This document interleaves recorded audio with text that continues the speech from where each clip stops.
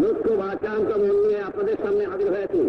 আপনারা সবই জানেন এবং বোঝেন আমরা আমাদের জীবন দিয়ে চেষ্টা করেছি, কিন্তু দুঃখের বিষয় আজ ঢাকা, চট্টগ্রাম, খুলনা, শহীদ আমরা ভাই রক্তে রঞ্জিত আজ বাংলা মানুষ মুক্তি চায়, বাংলার মানুষ বাঁচতে চায়, বাংলার মানুষ প্রচার চায়।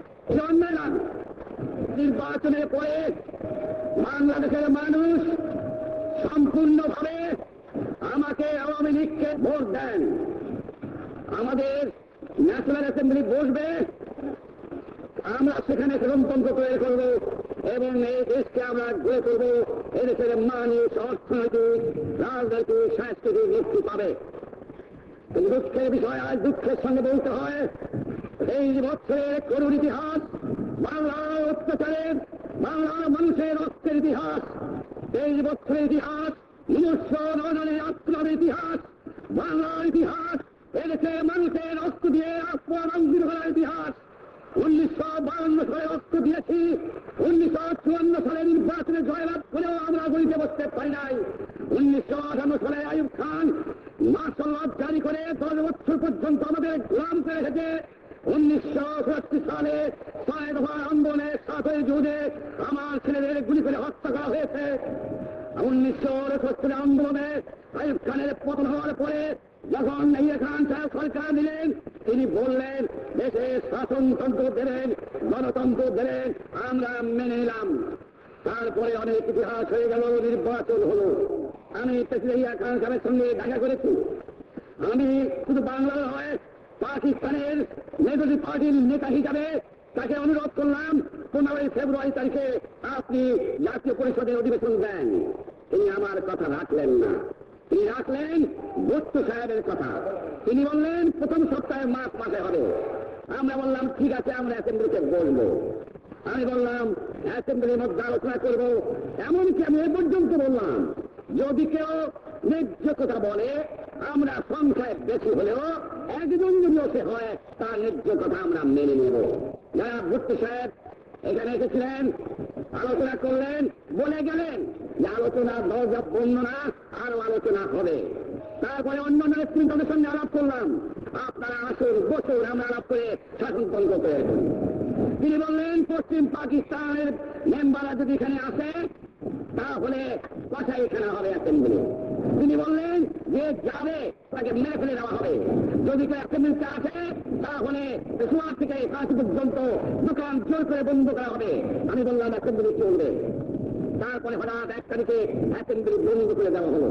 নাহিয়া খান সাহেব প্রেসিডেন্ট হিসাবে অ্যাসেম্বলি লেগেছিলেন। আমি বললাম যে আমি যাবো। ভুট্টো সাহেব বললেন তিনি যাবেন না। 35 জন সদস্য পশ্চিম পাকিস্তানের থেকে এখানে আসলেন। তারপরে হঠাৎ বন্ধ করে দেওয়া হলো, দোষ দেওয়া হলো বাংলার মানুষকে, দোষ দেওয়া হলো আমাকে। বন্ধ করে দেওয়ার পরে এদেশের মানুষ প্রতিবাদ হয়ে উঠল। আমি বললাম শান্তিপূর্ণভাবে আপনারা হরতাল পালন করেন। আমি বললাম আপনারা কল কারখানা সবকিছু বন্ধ করে দেন। জনগণ সাড়া দিল, আপন ইচ্ছায় জনগণ রাস্তায় বেরিয়ে পড়ল। তারা শান্তিপূর্ণভাবে সংগ্রাম চালিয়ে যাওয়ার জন্য একটু প্রতিজ্ঞাবদ্ধ হল। কি পেলাম আমরা? আমার পয়সা দিয়ে অস্ত্র পেয়েছি ওই সূত্র আক্রমণ থেকে দেশকে রক্ষা করার জন্য। আজ সেই অস্ত্র ব্যবহার হচ্ছে আমার দেশের গরিব দুঃখী রাষ্ট্র মানুষের বিরুদ্ধে, তার বুকের উপরে হচ্ছে গুলি। আমরা পাকিস্তানের সংখ্যাগুলো, আমরা বাঙালিরা যখনই ক্ষমতায় যাওয়ার চেষ্টা করেছি তখনই তারা আমাদের উপরে ঝাঁপিয়ে পড়েছেন। দেখা হয় তাকে আমি বলেছিলাম নাহিয়া খান সাহেব, আপনি পাকিস্তানের প্রেসিডেন্ট, দেখে যান কিভাবে আমার গরিবের পরে, আমার বাংলার মানুষের বুকের উপরে গুলি করা হয়েছে, কি করে আমার মায়ের কোল খালি করা হয়েছে, কি করে মানুষকে হত্যা করা হয়েছে। আপনি আসুন, দেখুন, বিচার করুন। উনি বললেন আমি যখন বিচার করে তারিখে রাউন্ড টেবল কনফারেন্স হবে। আমি তো অনেক আগে বলেছি কিসের আসছি, তার সঙ্গে বলবো, যারা আমার মানুষের বুকে রক্ত নিয়েছে তাদের সঙ্গে বলবো। হঠাৎ আমার সঙ্গে পরামর্শ না করে 5 ঘন্টা গোপনে বৈঠক করে যে বস্তিতে তিনি করেছেন সমস্ত দোষ তিনি আমার উপরে দিয়েছেন, বাংলার মানুষের উপরে দিয়েছেন। আমার 25 তারিখ অ্যাসেম্বলি কল করেছে, রক্তের দাগ শুকায় নাই। আমি 10 তারিখে বলে দিয়েছি যে ওই শহীদের রক্তের উপর যে পা দিয়ে আজ কিছুতে মুজিবুর রহমান যোগদান করতে পারে না।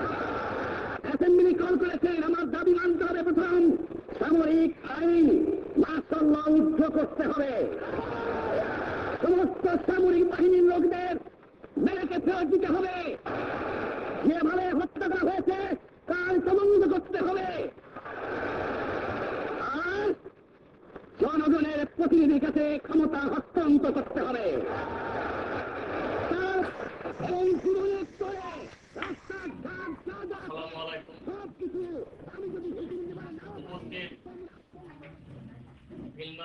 প্রবাসী সর্বস্তরের জনগণ আজ আমাদের মাঝে উপস্থিত আছেন। যে নেতার জন্ম না হলে আমরা বাংলাদেশ পেতাম কিনা সন্দেহ আছে। যে নেতার জন্ম না হলে আমরা লাল সবুজে জাতীয় পতাকা পেতাম কিনা সন্দেহ আছে। যে নেতার জন্ম না হলে